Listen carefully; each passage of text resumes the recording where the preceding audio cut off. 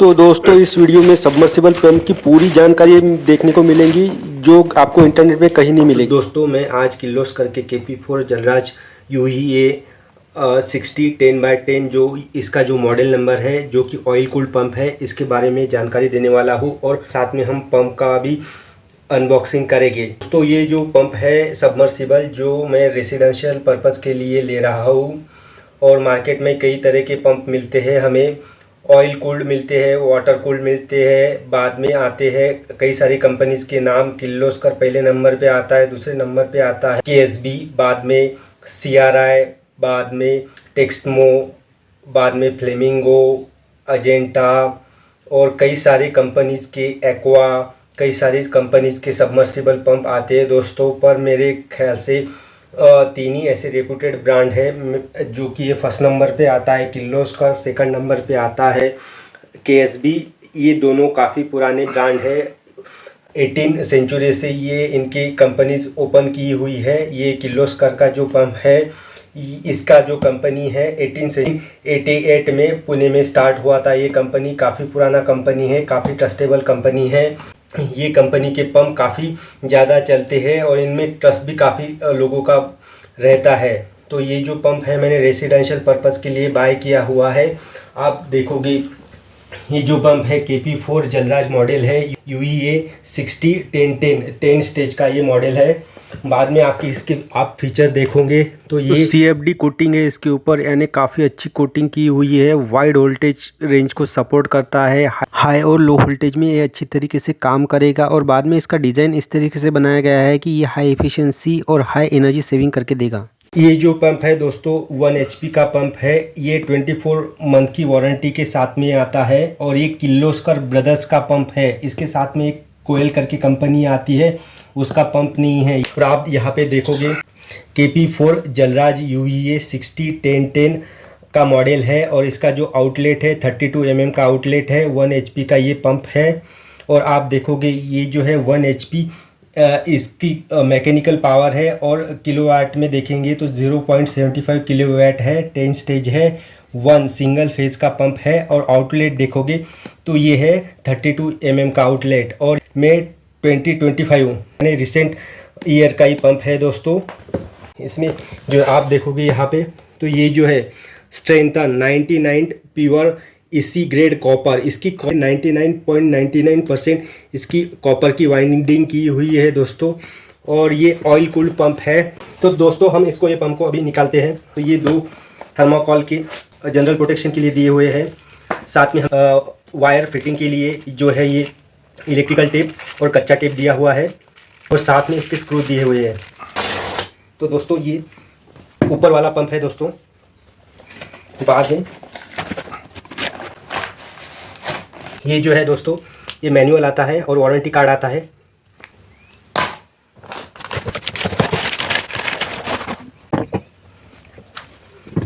दोस्तों ये submersible pump 2 part में आता है। ऊपर वाला जो पार्ट रहता है वो उसको पंप कहते हैं और नीचे वाले को मोटर कहते हैं और दोनों को मिला के एक कंप्लीट असेंबली बनता है।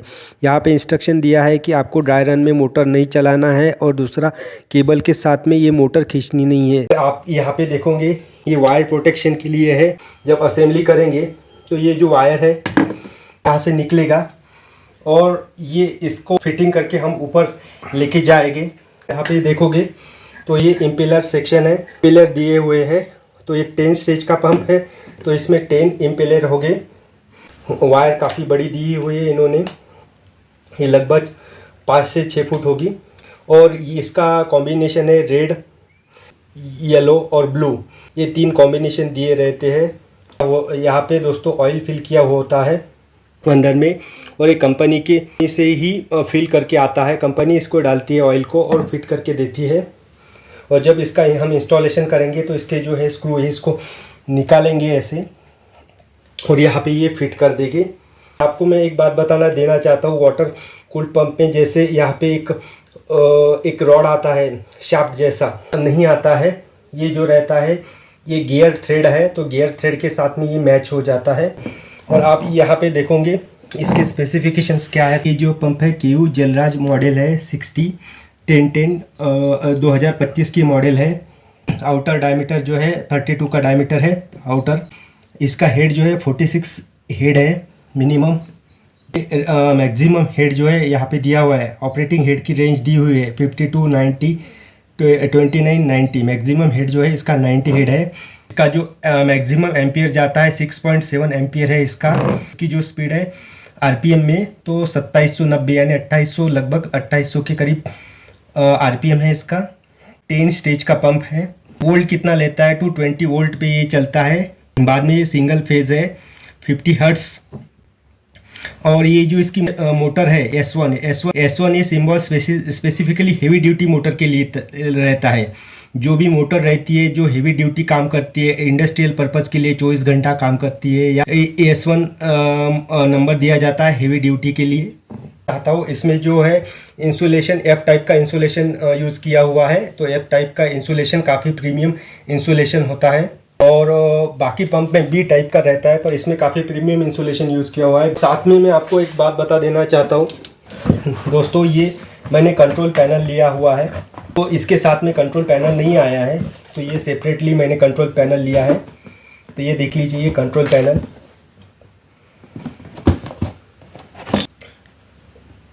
कंट्रोल पैनल भी जो है किर्लोस्कर ब्रदर्स का कंट्रोल पैनल है। तो ये कंट्रोल पैनल को हम ओपन करके देखते हैं दोस्तों। तो मैं आपको बता देना चाहता हूँ स्टार्ट और ये स्टॉप। और यहाँ पे जो है यहाँ पे इंडिकेटर रहता है, ऊपर में वोल्ट यहाँ पे शो करेगा। जब ये रेड कलर का इंडिकेटर यहाँ पे होगा तो ये वोल्ट दिखाएगा, और नीचे जब इंडिकेटर रहेगा तो ये एम्पियर दिखाएगा। और यहाँ पे जब ग्रीन होगा तो मोटर स्टार्ट होगी, वर्किंग कंडीशन में होगी।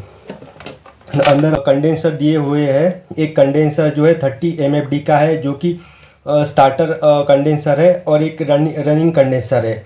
इसके साथ में यहाँ पे कनेक्शन दिए रहते हैं। ये फेज का है और ये न्यूट्रल का है। ये RYB यानी रेड येलो ब्लू ये कॉम्बिनेशन में है।